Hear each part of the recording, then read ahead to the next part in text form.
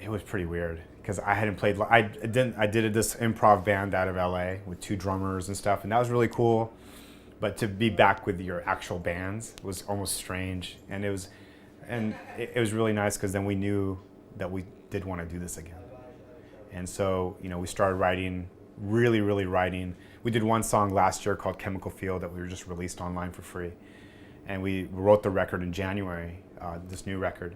And the idea was go into our studio, the studio that we all grew up in El Paso, Texas. And everyone recorded there when we were kids. And it's closed, but they literally just closed the doors, but it's still a studio. And then we just asked, hey, could we record our record there? And he's like, for you guys, anything. And then we just went in with our engineer and wrote and recorded the whole record besides vocals in 6 days. So we just lived in the studio for 6 days, and it was the biggest challenge for me being a drummer because we were writing and putting songs together within like sometimes an hour or two, and just I would immediately track it. So I had to immediately commit and immediately play good.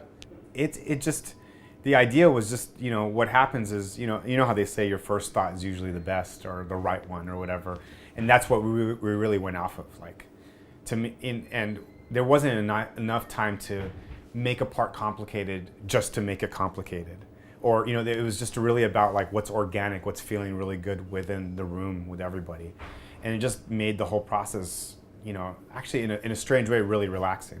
I think back then the challenges were like just keeping going.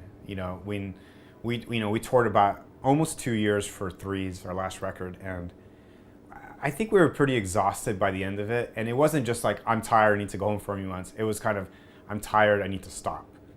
and so it was really nice to take the break, and there wasn't anyone angry about it. Everyone was like in the same mood.